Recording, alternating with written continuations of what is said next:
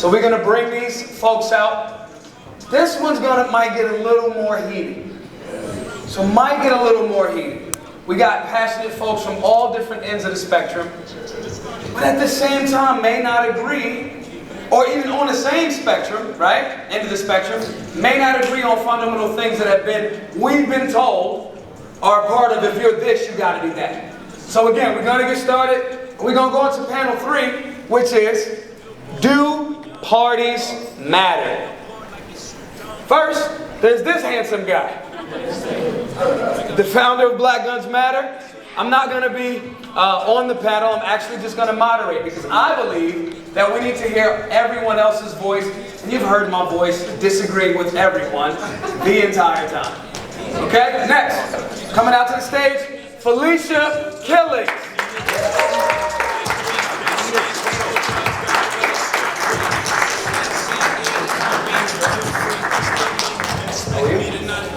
Next up, our guy, our brother. You may have heard of him before. You may have seen him. He's got this show on Fox. My man Lawrence B. Jones III.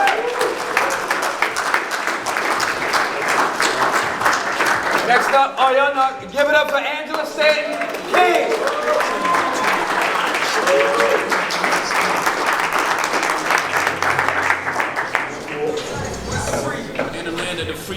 Y'all seen the viral video. Y'all saw the video she put out for Be More. Kimberly, come on out here right now.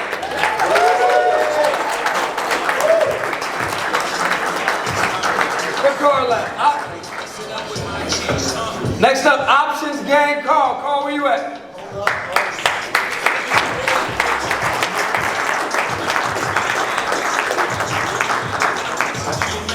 I don't know who's next, because the AV people put my logo back up there. Alright, next up. This is one of those awkward moments where I'm supposed to like say something about a joke or something so nobody pays attention to the screen. Everybody look at me. Or if you got a question. Some of my brothers and sisters that I've known, some for years, some for a shorter period of time. But at the end of the day, what I will say for every single person in this panel, they are passionate to their purpose. They're passionate for their community. And you guys are that community as well. So I want the questions against it and the debates, the disagreement, even amongst the panelists, to be challenging, to be discoursed, and all these other things. We have one more thing. We got a video from somebody that couldn't make it today. We want to get into that video. He had a spill kind of like me on a bike, but a lot more serious of a spill. His name is Lieutenant Colonel Alan West. So I want to pull up that video. Lieutenant Colonel Alan West was going to give some information. Wait, what are we doing? Need a couple of minutes? All right, so let's just start asking questions. Everybody have a seat? I'm going to get off the stage. Let's just start asking questions. All right. I'll start the questions off. What does the baby do? Oh. What does the baby do? Like in 2 minutes. Okay? I want to say this. We've been, as we've talked for the whole day today, and we've listened. There's a definition of conservative or libertarian or Republican or GOP that we would now at this point somewhat agree that mass media has kind of changed that to mean something that it may not actually mean. Okay? The perspective somewhat is individual, obviously, but it also has an actual tangible definition.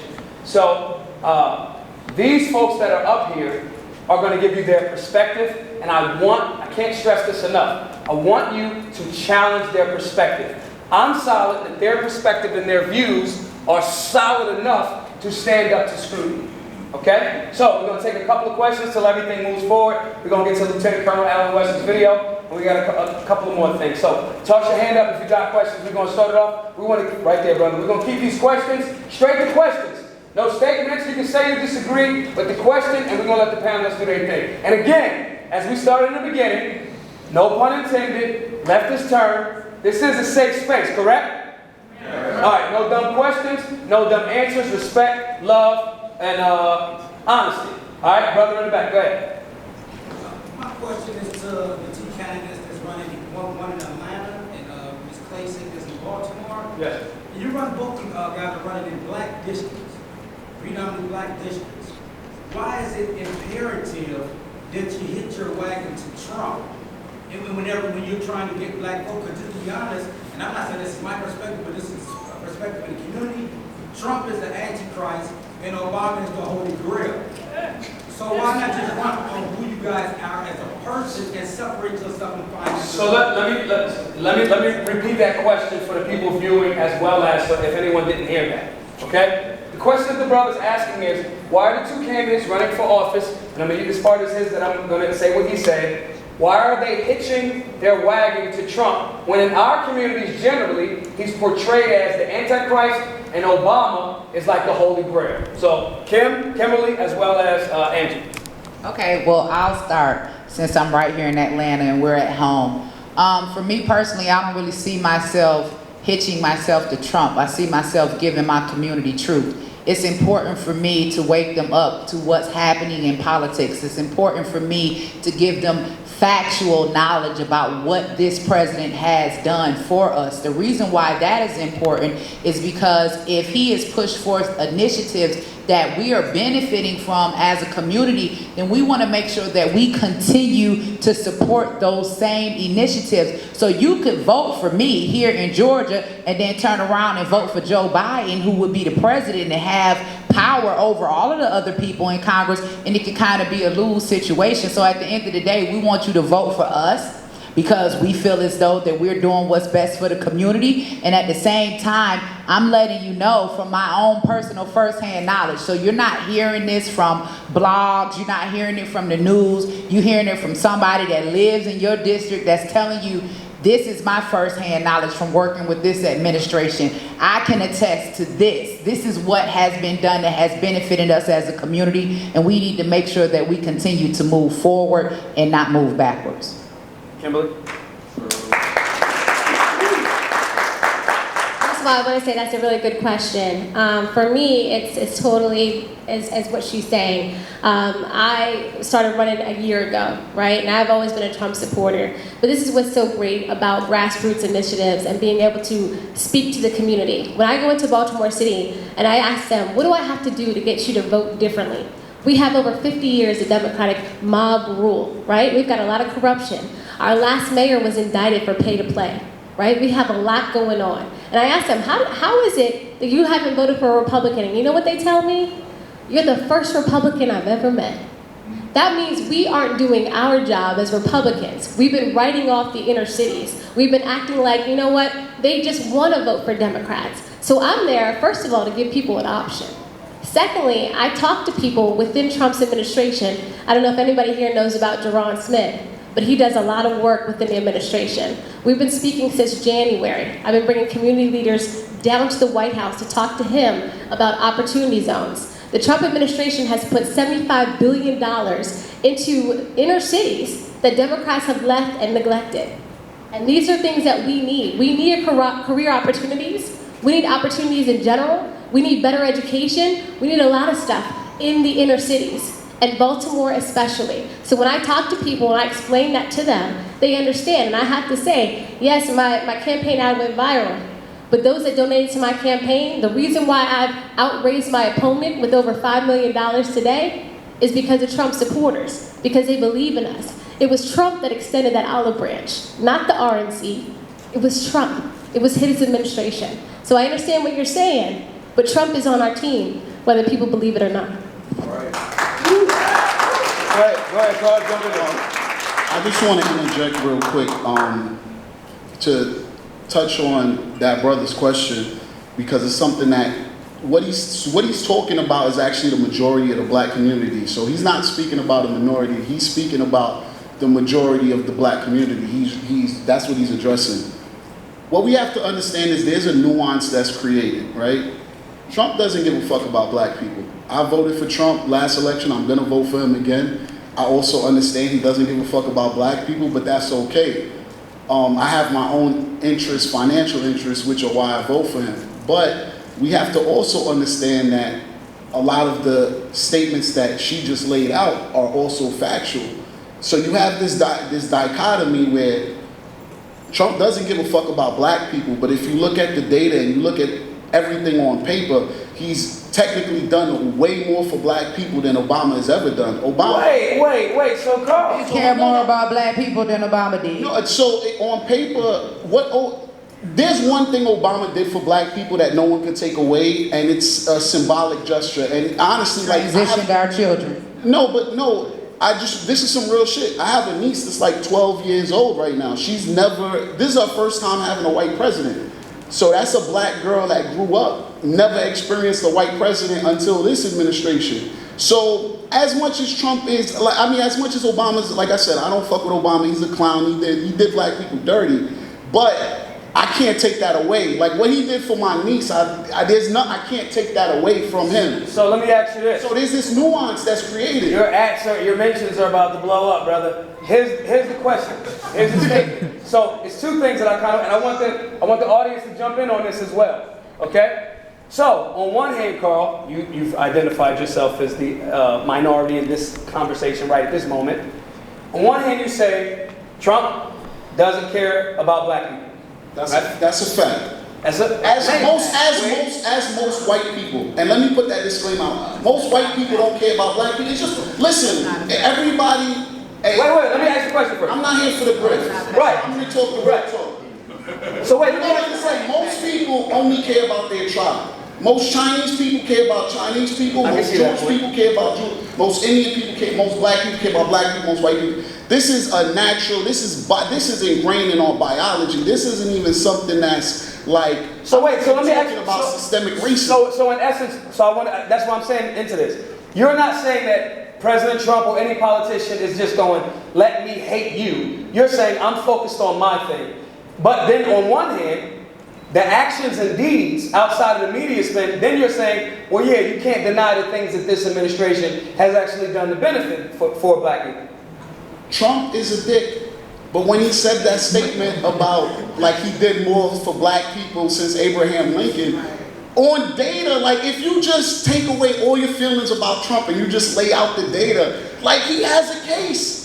He's about to be nominated for his second Nobel Peace Prize. Like, if you literally look at just the troop withdrawals, the Saudi Arabia and Israel having political diplomatic relations for the first time in history, you got the Middle East conflict, a ceasefire agreed upon. You do know that these Kim Jong-il, son, he was supposed to start World War III the other day, right?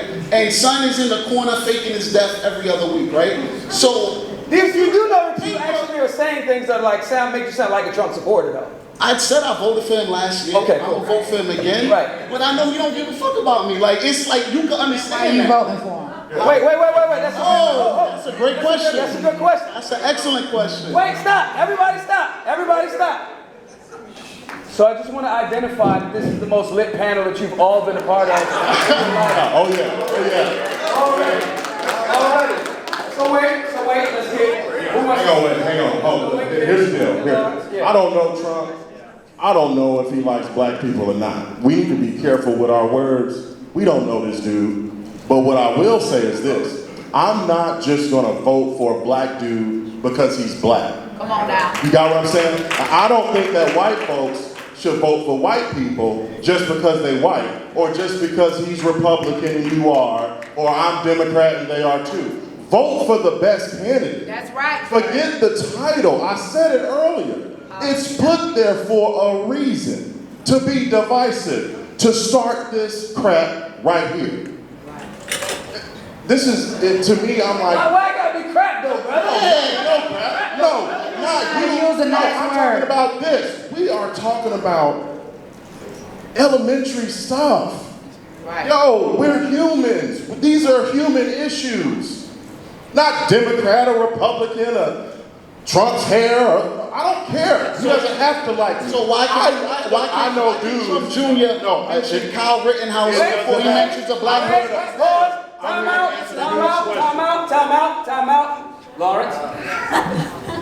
All right, bro. All right. Hey, we finna get it in. Come on down. I'm gonna say this, and I think people will agree to disagree. No political party cares about us. They don't care about black people. They don't care about white people. And you know it by their fruits, okay? The reason why the majority of black people feel that way because they don't see you.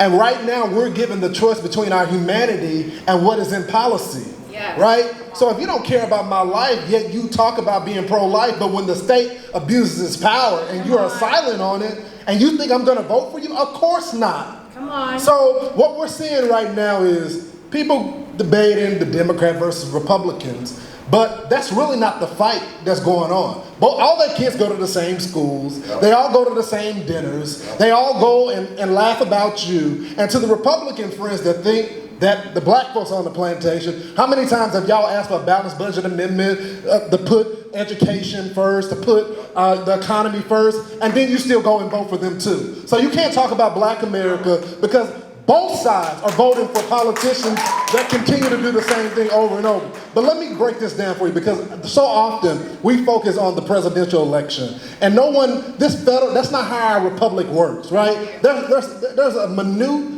things that they can do on a federal level. Most of the candidates running, although I love my sisters and all that, they're not going to be able to do things on the local level. They can pass federal legislation, but most of the crime that's going on right now, that's state crime. They can do it. That's why the First Step Act, they got rid of some federal legislation and all that, but the majority of the people that are incarcerated, those are people that are facing state crimes. So again, where it starts is your school board elections. Making sure that your kids, if you want a better schools, vote for the school board. If you want your city taxes to change, go for your city council. I think we get so caught up in the left and the right. Meanwhile, they laughing at all y'all asses.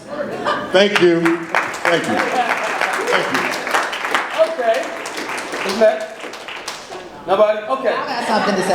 Angela got something to say. Can I say I something? think that just to kind of piggyback off of what Lawrence said, everything that he said is right. But when we start talking about people, I think that's where we get lost. So many times we're voting for people and not policy. I said this on the Breakfast Club. You understand where I'm coming from? We can vote for a person that does not have our best interest, or we could not vote for a person that does have our best interest because we're not paying attention to policy. If we could ask people in the audience right now, what are you voting for when you vote Democrat? What are you voting for when you vote Republican? Do you know what you're voting for, or do you just know what person you're voting for?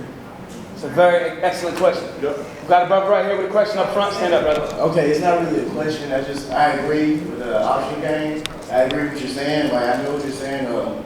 Personally, like, Trump, probably he don't care that we're here. He don't care that we're talking right now. But his policies have helped black people. And personally, I didn't vote for him in 2016, honestly. But in this upcoming election, I'm going to, because I feel like his policies will, like, help us in the long run. Can I talk on that?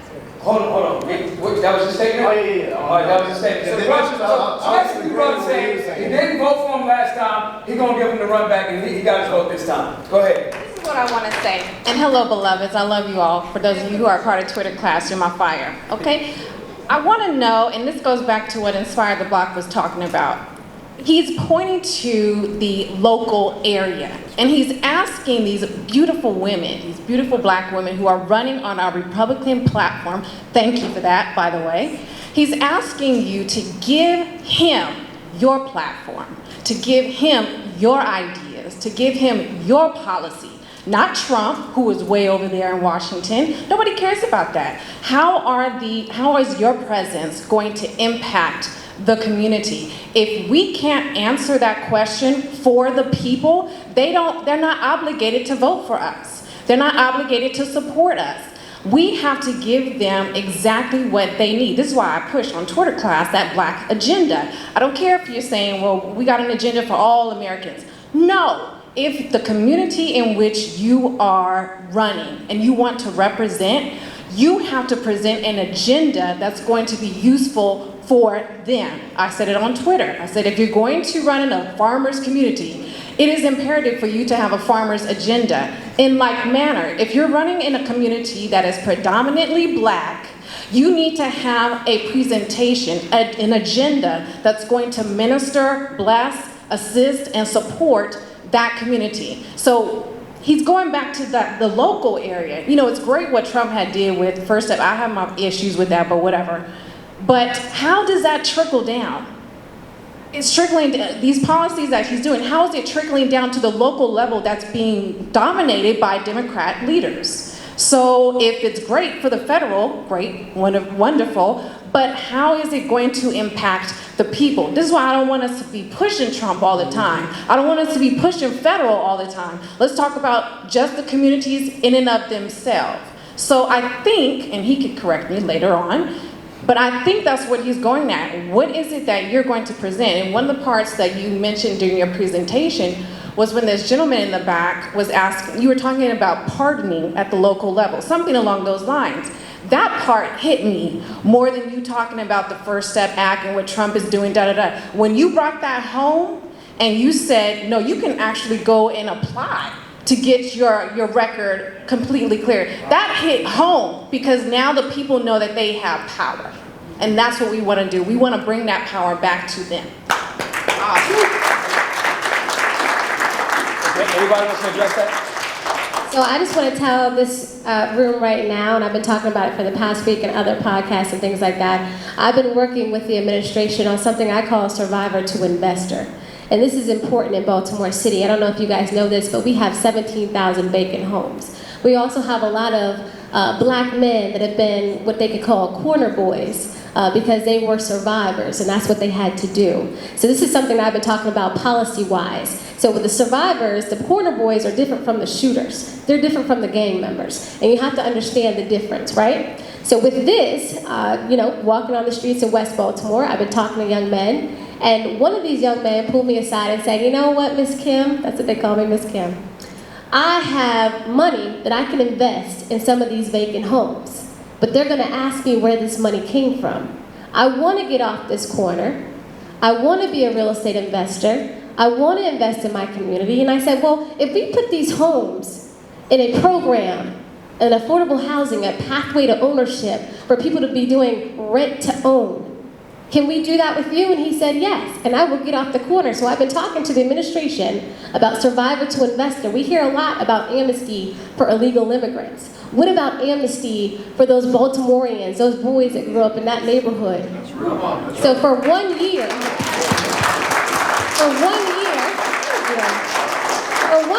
we're not going to ask them where that money came from. For 1 year, they can invest in those vacant homes that are sitting there for $4,000 a piece. They can flip them with that cash that they have. We won't ask where that money came from, but they have to get off that corner. That'll put a dent in the war on drugs and also get them off the streets. They will become real estate investors. Those people will not be displaced in that community. They will live in those homes, and they will go on to own their own properties. And that's what President Trump is working with me on in Baltimore City. And yo, Maj, real quick. So you see that dynamic right there? So when they ask why would I vote for Trump, that dynamic is exactly why I vote for Trump. The fact that what president would even be open to this? Yeah. Like, but literally before Trump, this type of idea, no president. This is what's happening. This is what's happening. Wait! I disagree with you all. We're going to take another question right here, brother. This is the trick to get everybody to come to the meet and greet. Okay? Go ahead, brother. Question. Yes, I have a question. First of all, thank you for throwing an event like this, and thank you to everybody on the panel. I'm a former homeless veteran, and I'm from Virginia Beach. I moved to Georgia. I'm buying my first house in District 5, and I'm going to be voting for Angela Stanton-King. Events like this, I think, are necessary because there's a lot of people who are in the middle and don't know who to vote for. But one of the issues I think that are divisive between the two parties is, one issue in particular is Planned Parenthood. So I wanted to ask anybody up there, how do you feel about Planned Parenthood? Because it seems to be between Democrats and Republicans, there's a big difference between pro-life and pro-choice. So I wanted to see how any of y'all felt about that. All right. I'll go ahead and say it. I think that you should be more responsible, but for the people, the ladies that are raped and things like that, absolutely they should be able to have that option, for sure. Nope, I have to disagree. Because this is, and y'all know pro-life is my thing. This is where I'm at, and I'm speaking as a woman that has been raped and decided to give life. So one of the things that we need to consider as women when we are pregnant, even in a situation as bad as rape, is that it's still your baby too. And if you can't kill the rapist, why are we killing the baby? There are other options. So I wouldn't, now, it's not my decision, but if I was speaking to a young lady that had been raped and was considering that decision, I would definitely try to get her to understand that it is still her baby, it is still a life, and you are still taking an innocent life.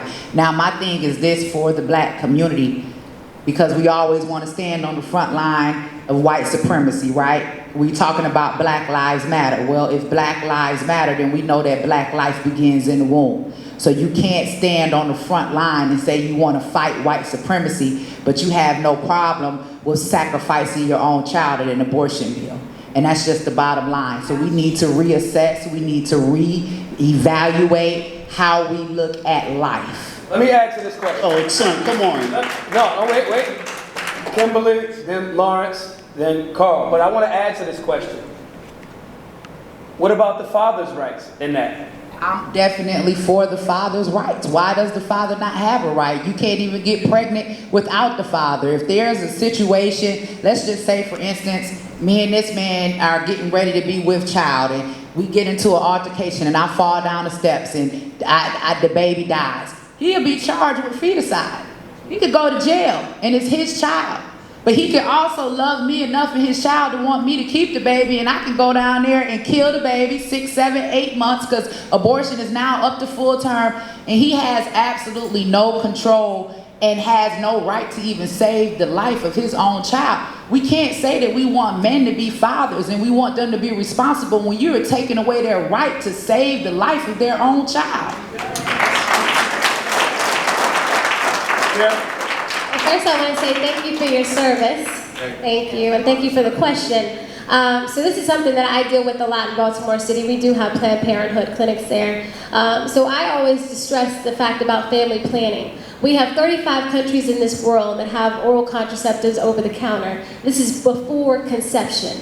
This means that one woman can take responsibility before conception. There's no reason that we can't do it. We have a bunch of free clinics in Baltimore City and many cities across this country. They can make sure that they are great candidates. They can get their pelvic exams at those free clinics. We can have it over the counter. A lot of young women go to Planned Parenthood for what?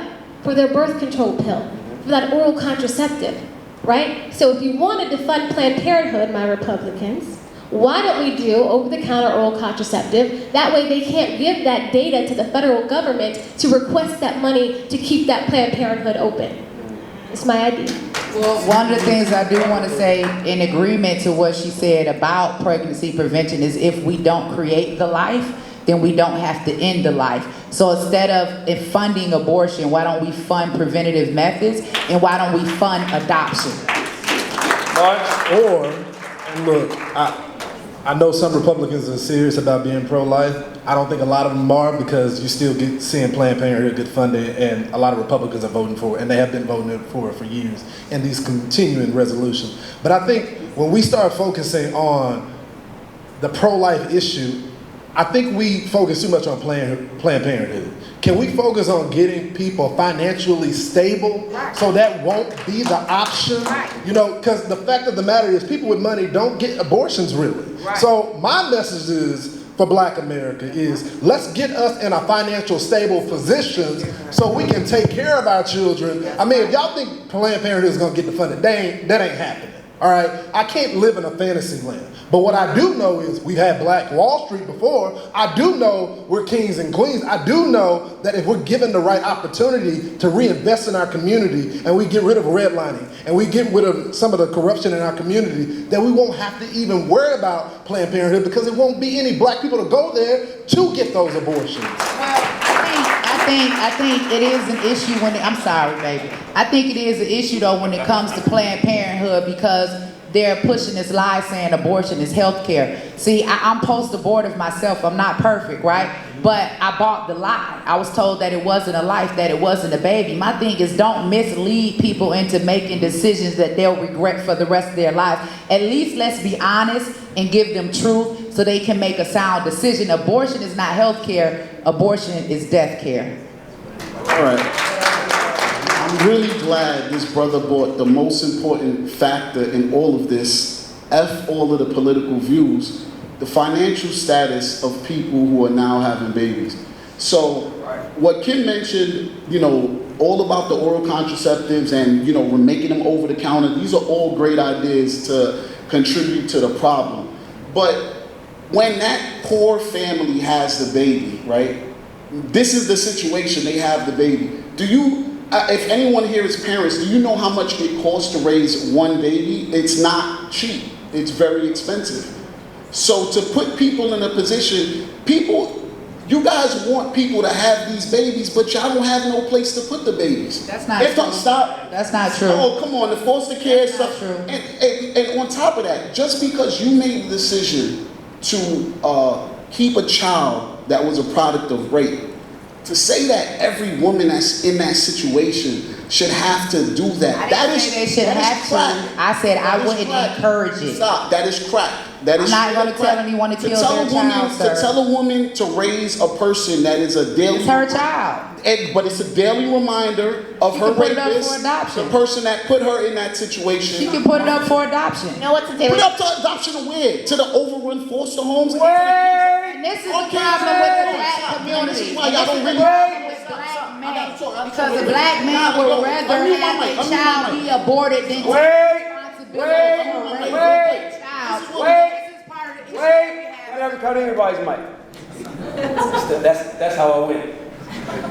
Now, these are passionate. I'll let everybody talk. No, what? So should we round up all the people that's been raped and kill them because they don't deserve Can I that? Control over. Who clapping? Raise your hand. Just you clapping, raise. You a clown. You a dude. You shouldn't Why even you gotta be a clown? Why you gotta be a clown? Wait, what is Mike? What calls Mike? Wait, I got it. Wait. Carl's wrong. Wait, no. Wait. Carl's wrong. So again, when we started this, two things, real quick. When we started this, two things. One. Don't get pregnant by him. Wait.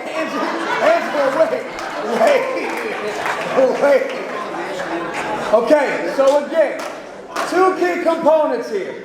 One, safe space.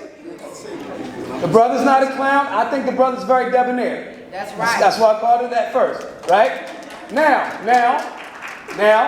to Carl's point, we have an urban slang and dialect that sometimes when we passionate, we saying a thing, right? Now, with this high energy room right now and panel, I'm going to switch to energy. Lieutenant Colonel Alan West couldn't be here.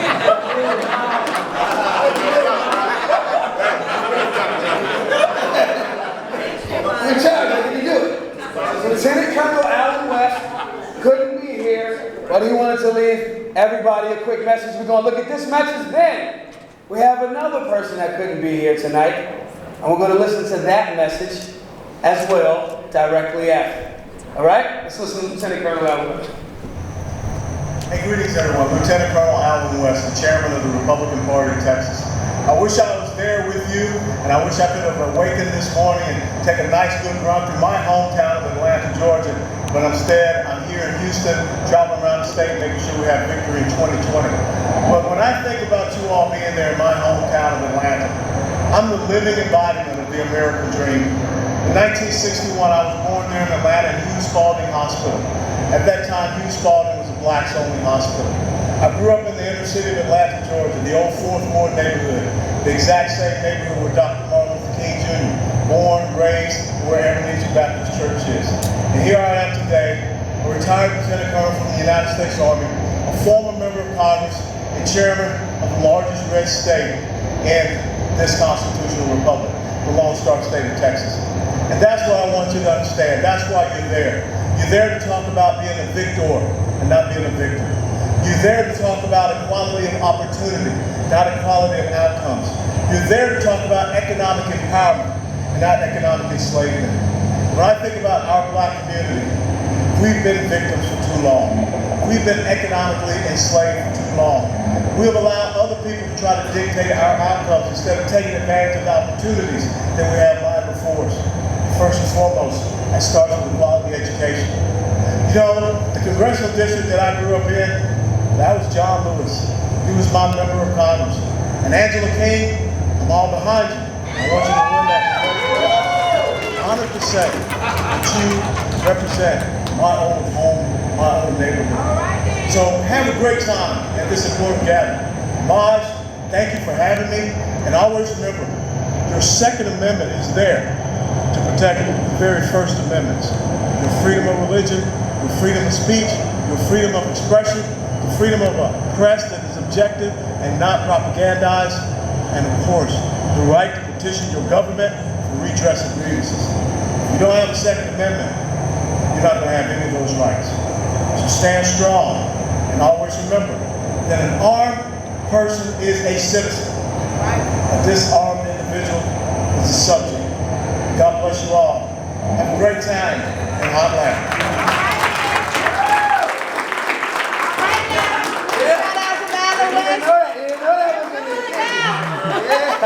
Yeah. Now, in that same spirit,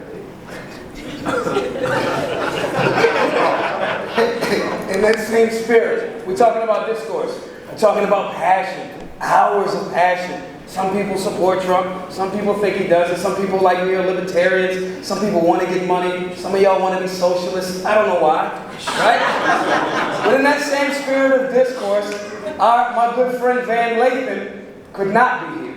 All right? And I just didn't want y'all to think I was pump faking, saying people was going to be here and wasn't going to be here. So, Van also left us a very, very passionate message.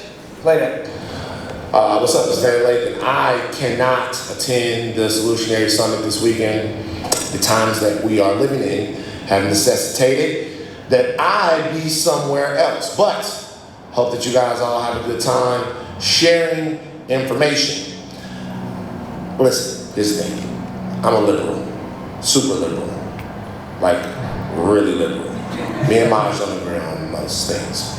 But what we do agree on is that Black Americans should be aware of the gun laws where they're at, should be trained to use their weapons in the event that they have to use them to defend themselves against whatever, or the state, the boys in blue, whomever. And if Maj is part of an organization, or the head of an organization that makes sure that brothers aren't catching nickels for gun charges somewhere, that they know how to operate their weapons safely and lawfully, I'm good with that. All that AR-15 machine gun shit, I'm not with that, but I got the vanilla M4 shotgun under the bed, so, you know, I do what I do. Now, I realize that on the stage this weekend there's going to be a lot of discourse. A lot of people volleying ideas back and forth. Some ideas I might agree with, some of the ideas I might have not agreed with, but there's no way to come to compromise and to build a better nation if there is not talking. So I have no problem with the Solutionary Summit and anybody up there that's going to be giving their view of America. And since there is going to be a lot of discourse over these next couple of hours, I might as well start it right now by saying, fuck Donald Trump. Anyone who stands with Donald Trump, anyone who loves Donald Trump, and anyone who is supporting Donald Trump. Fuck Trump, fuck his kids, fuck anybody else. Fuck people who might have just shaken hands with Donald Trump in the back. See all of the people that thought he was cool, fuck them. Fuck people that Trump might know in the future. Fuck everything that has to do with this fascist, authoritarian regime that exists in Washington, D.C. Fuck your little president. You guys have a good time.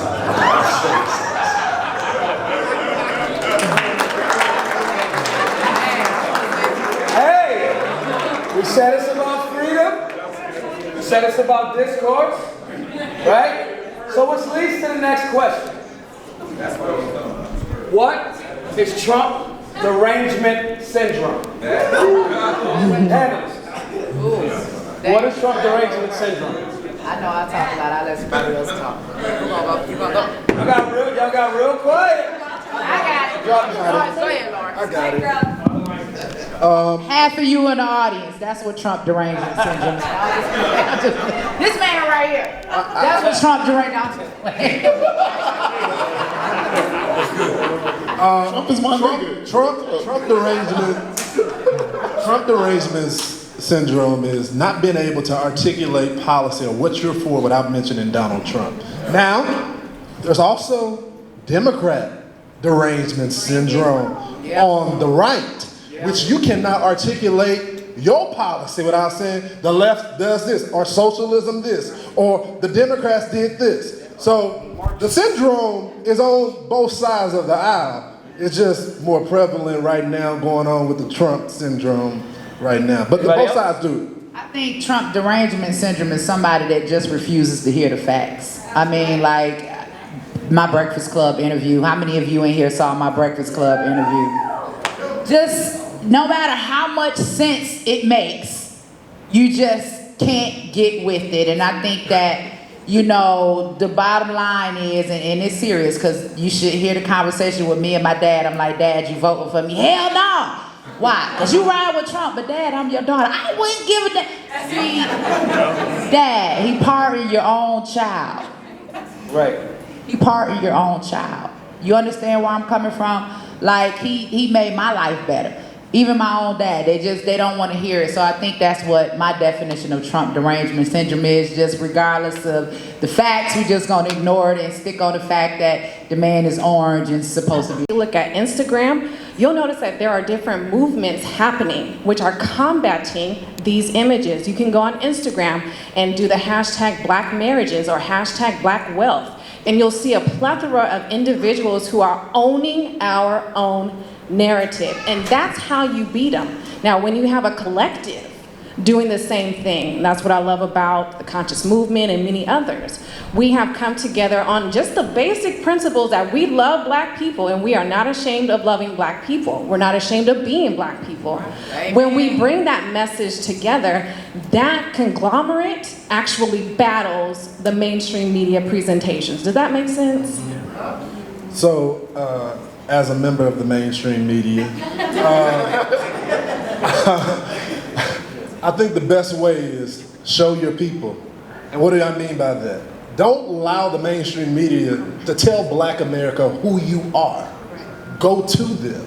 I go every single day. Every day, I'm in a different city, talking about issues facing the country. When people go on TV, they talk about Chicago. I go to Chicago. When people go on TV, they talk about Baltimore. I go to Baltimore, and I don't go to downtown Chicago. I don't go to the tourist side of Baltimore. I go talk to my people. I got it so good now, y'all, that the gang members tell me when a shooting get ready to happen. Y'all think I'm lying? Who got every exclusive interview about one of the dead children? You think I just touched the ground in Chicago without the gangs letting me go through there? Let the security detail stay in the car? Because the people know I'm fighting for them every single day. Now, are we going to disagree on some policy issues? Yeah, I come from the Frederick Douglass School of Thought. I believe Du Bois had good intentions, but I disagree with his philosophy. So we're going to disagree on some things. But at the end of the day, they know I love them because I show them every single day that I love them. And you know what? I gotta totally agree with Lawrence on that. Showing up and being on the scene. Like, you can't tell, you can say one thing on social media. The one thing I love about the media is that whether they make a negative report, and when they report about me, usually it is because they're not gonna tell you the truth, but it makes people come find me.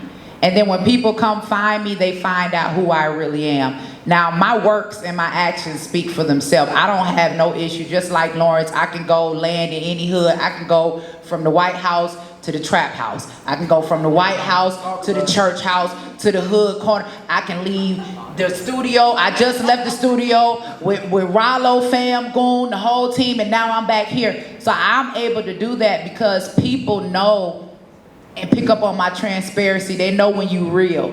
You know what I'm saying? Everybody is not really real, but Black people know when you're for them. So for me, it's really kind of been a benefit because once they come looking for me, they hooked.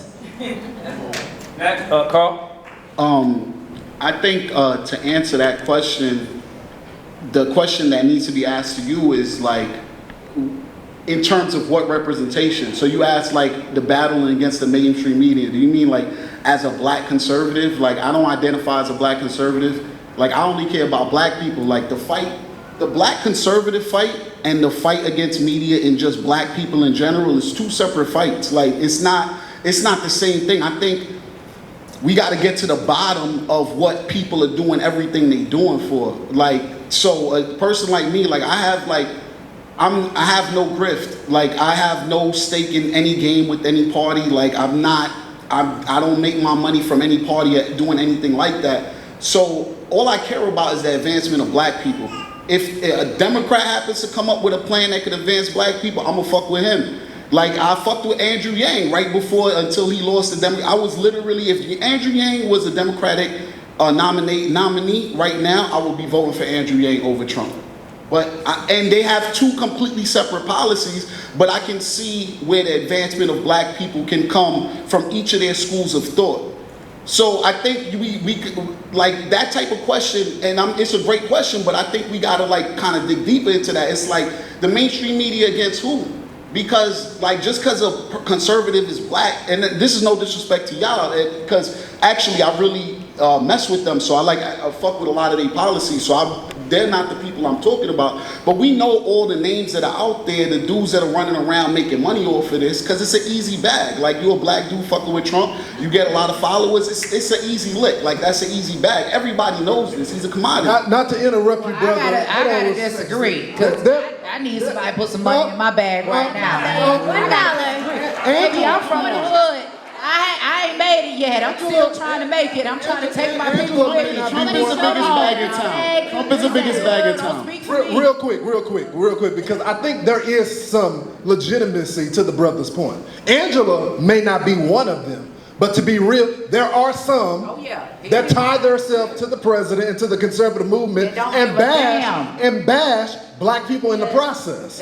So when they dead. That's why there's a civil war. Maybe some of y'all see it play out on Twitter between black conservatism right now. And because we're trying to weed out, we're not trying to suppress other people's real from the fake. But don't say you colorblind and that you represent black people and you bash black people all day. And I think that is a legitimate argument that is happening, and we're trying to weed them out. And exactly. I see that, and respect the real. You know what I'm saying? And that's why the reason and why people are doing things matter. And I think whatever your political ideology is, I think you really, whatever person or movement you choose to follow, you got to look into the basis of that.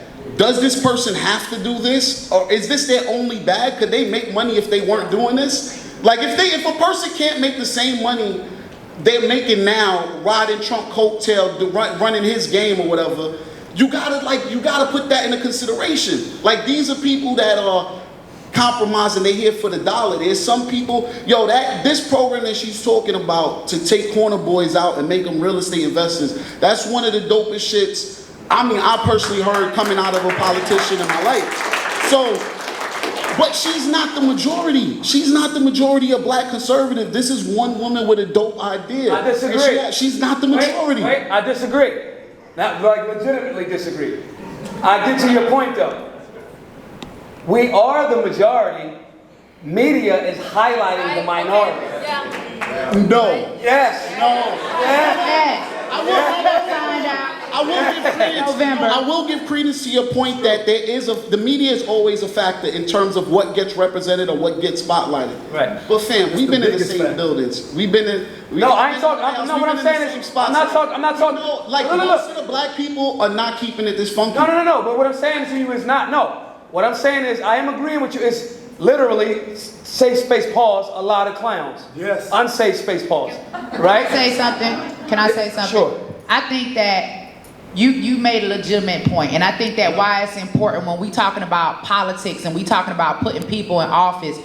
What about the people that's been doing the work? Like, my actions speak for myself. I've been restoring this community for the past 15 years. I've helped to create over 500 nonprofit organizations. I gathered a partnership with Alaska to send 4,000 returning citizens over for a season, just 3 months to make 1 year's salary. I've created boot camp programs, turned our children into entrepreneurs by teaching them how to write and publish their own books. I foster entrepreneurship for people coming out of prison, finding out what their God-given gifts and talents are, and showing them how to turn them into a profitable business. Are you paying attention to the people that were doing the work before they ran for office? Because it's one thing to get up and say, I'm going to do this, I'm going to do this, I'm going to do that. Where is their track record? I have a 15-year track record of doing this, just planting seeds. It ain't never been about no money. So if you study the actions of the people, you'll know who the people are that really want to fight for change. Pay attention to the action. And that's, hold on, real quick. That's some, yo, Maj, real quick. Question, say it while I get the mic to her. That's some real shit that she says, and I want you to know, like, just because I don't agree with her stance on Planned Parenthood, that doesn't mean I don't respect the work that she's done. And that also doesn't mean that I don't acknowledge the fact that, hold on, this is the key part though. Her back was straight before she entered this realm. And yo, it's important. Money is important. If people are coming into this game and their bag wasn't already straight, they're doing this for the money. I could agree with that. Wait, we're gonna take a few questions, and some could be doing it. We got about yeah, clout was definitely a joke. We got about 9 minutes. Got about 9 minutes. Then we're gonna fade over into the meet and greet for those of you that have your digital ticket for the meet and greet. Okay, I'm gonna take this, sister, and we're gonna go quick as possible. Go ahead, sister. All right, guys, I really, really loved the debate because I really agreed with a lot of you guys on the stage. And my question is, being an independent, like, so are you guys telling me I have to pick a side? No. And like, is it more opportunities when you are a Republican? I think that what we all should do, because I'm a Republican, right? And in the seat that I'm running for, John Lewis's seat, there's a special election right now going on with Democrats for somebody to temporarily fill that seat until I take it. But for me personally, I'm going to vote for one of them. And it's a Democrat. And it's the one that I feel like has the best interest of the people in mind. We got to stop thinking that you can't vote for a person just because you align with a certain party. Because I'm going to tell you something, Van Jones told me one side, and as you guys know, we're not on the same side, but when it came to criminal justice reform, we were able to sit down to the table and work together. Republican, Democrat, two wings on the same bird. We got to balance each other out. We could go too far left or you could go too far right. It is important for the black community, for just America, period, to understand that you have to have representation on both sides. The only way these laws are going to get passed is if they are bipartisan. So you need people representing you on the Republican side and the Democrat side. What we have to do as people is make sure that we are putting the people in office, whether Republican or Democrat, that reflect our values. Don't say you're not going to vote for me because I'm a Republican and you might as well say we're related. We done had all the same life experiences. I want to hurt yourself. I want to ask this question for the beloveds here, because what we're hearing and listening to is really constructive. It's really productive. The problem is when we hop on social media and when we get on Twitter, Facebook, whatever, we get inundated with the talking points. That's what the beloveds get in this audience. So I'm asking, why can't we have these discussions here? We have it all the time in Twitter class. But I'm asking, how come your platforms aren't bringing the same kind of balanced, based, principled message so that it becomes at least mainstream for those of us who are in the general, on-the-ground Whose platform? Because all of our my platform does. I don't know if you follow me. Kimberly, hop in here. Kimberly, hop in here on this one. Yeah, I have so much to say. First of all, I'm not into subtweeting. Are we talking about Candace Owens and Brandon Tatum? Because I'm about names. And I understand that some yeah, they definitely, definitely talking about why y'all brought them up. I shouldn't have brought them up. Steve brought them up. I understand some people do not like them. I get it. But they do open a lot of dialogue for things that need to be talked about. And I get it, okay? I do not disrespect anybody's hustle. I don't do it. I do. I don't do it. Hustle. So at the end of the day, and I'm running for Congress, and I will answer Felicia's question. I do have my platform on my website. Twitter's only, what, I get 140 characters? So you're not going to hear everything that I say here today. But I need you to trust me, because I get a lot of times, and some people in this room, some people on this panel, let me talk about it, that act like I'm some kind of Stacey Dash, clueless girl, whatever. But I am here to tell you, I am the real deal. And so to understand somebody, you have to have that conversation with somebody, okay? Because I'm putting real policies forward. You might call it a black agenda, you can call it whatever you want, but I put real policies forward for everybody. And I know I have to go ahead and talk about earlier, you said white people don't care about black people. My husband cares a lot about me. A lot about me.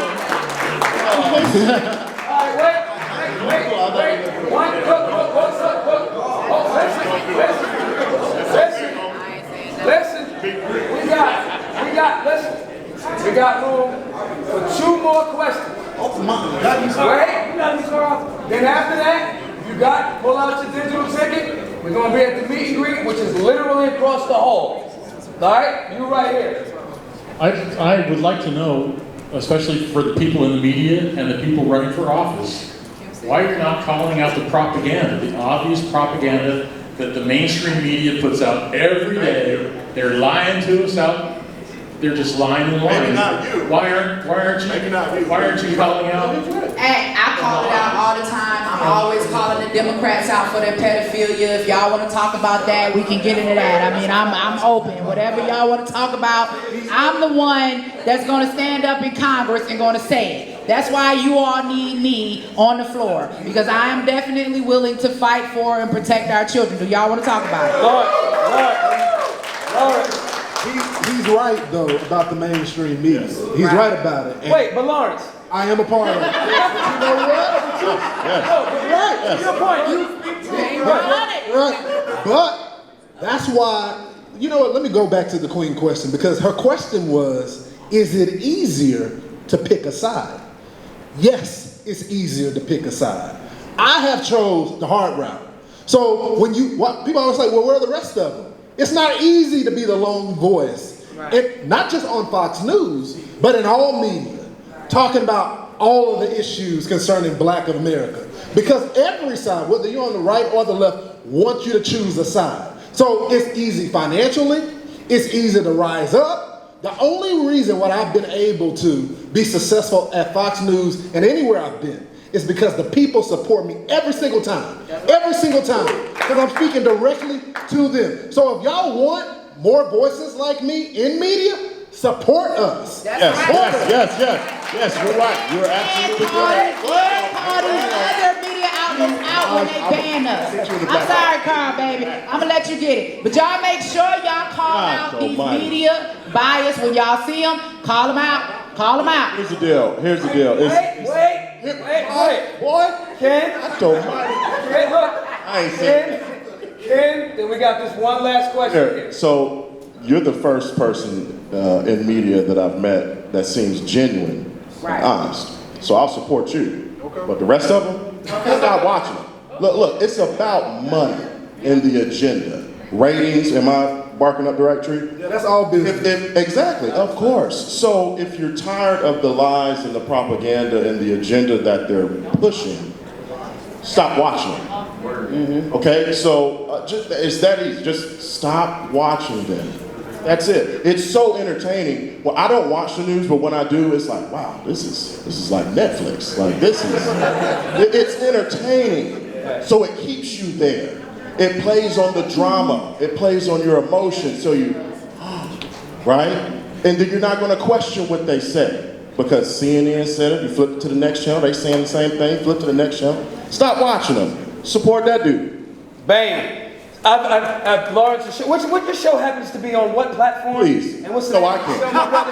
Just to let everybody know. Yeah, for real. Fox One Nation. Fox One Nation. All right.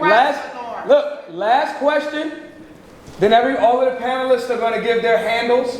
You guys and women have to follow them and support all of their work that they got going on, as well as there's voter registration forms out there. Yep. Angela Stanton-King for Congress forms out there. Get with Kimberly, right? You can't just say these things in this great room right here. Now it's time for actions and deeds. All right? Fair? So again, last question, handles. Then everyone that has the ticket, we go into the VIP for everybody that has that. Go ahead, sister. Well, thank you all so much for everything you all said. I want to thank especially Carl for being so different. But I wanted to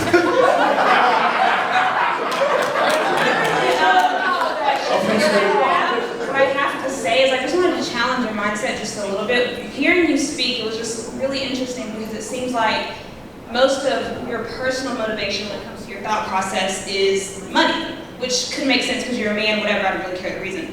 But when we talk about issues like abortion, for example, the finances it's going to take care of the child and things like that, it's really, really frustrating to hear that the main thing that you should be concerned about is the finances when it comes to making these decisions. Because I think that's a problem in our culture. The thought process behind chasing the bag. Yes, the thought process, real quick, being a young woman that encourages women to do things that will encourage them to be pregnant and end up having an abortion and things like that. There's so many things when it comes to whether it's abortion, whether we talk about prison reform. There's so many things I think culturally that we really as a people need to think about when it comes to our motivation for things. And so I just needed to say that because I love that. Because and that was one of the biggest reasons when I started learning more about politics, learning more about the difference between being Democrat and being Republican. What I found with Republican ideologies is the thought process behind personal responsibility and accountability. Yep. And so what you do before even, like, the biggest thing I'm passionate about is abortion. Out of what the things that we talked about, there are so many things that come before the act of having sex, whether protected or unprotected, that really, really matter. And even when you mention, poor people are more likely to have abortion or things like that, I think it's more than that, because if you take poor Hispanics, for example, I don't think that they're as likely to have abortions. No. So to your question / statement, it was just a statement. It was just challenging your mindset because as I was sitting here. No, I love this, and I want to address this. All right, you live in America, right? Let's just address where we live right now. Tell it. Money controls everything in America. The reason why black people don't get their fair share is because we have no ownership in anything. We have no equity in this country. We have no power. We have no distribution channels. You saw how quickly, when Nick Cannon speaks about another group, how quickly his whole entire everything, his empire gets removed. But they have the power to do that because they have the ownership, they have the equity. Now, when we talk about abortion, the question I want to ask you is, does she still have a mic? No, I don't. Do you consider poverty torture? Do I consider poverty torture? Yes. Poverty is a mindset. And even you honestly, but I'm talking about if black people in the trailer park, there are white people that have positions of power that also had their platform removed from them. Such as it was a yes or no question. Is poverty torture? Do you think consider poverty torture? Yes, it's a mindset. I got it. All right. So poverty is torture. Having a poverty mindset is absolute torture. Absolutely. But why are you forcing children to be born into a situation, a torture? I gotta say something. Hold on. I gotta say something. I just spoke one time without being interrupted. Can I get one thought out? Hold on now. Wait a minute. Hold on. Absolutely get one thought out. I got to go. 2 minutes. Hold on. One thought. Just one thought out. I was born poor. I was born to a poor parent. Can I get Tell one me that thought out? my life does not count because I was born to a poor parent. I was poor when I gave birth to my baby that's 15 years Angela, old. don't give me the talking points. That's not what I said, It man. does not matter. Don't make excuses to kill our children. That's the reason why the black vote does not count. Where are y'all putting these babies? All right, let's stop. Hold on, let's stop. Let everybody's mic. Stop abortion. Wait. We're gonna raise them. Where is the support system? Oh, wait. Where is donations? Y'all got a GoFundMe set up for the baby. So we're going to start with my brother Ken Scott is going to give you all his handle. Ken, what's your social media handle? At Perfectus Group. At Perfectus Group, PROVECTUSGROUP. All right? All right, mine is Antonia_Okafor, and I'm just gonna say there is one thing that has been missing from this whole conversation, which as African Americans, I feel like our ancestors would be very upset about, the fact that money does not control America, and money doesn't control the world. You know what controls America and the world and our lives? Jesus Christ, and you guys need to put him back on the throne, because that is what is missing in this whole thing. My ancestors were looking for Jesus Christ for about 400 years. You know what I'm saying? Sure. Hold on.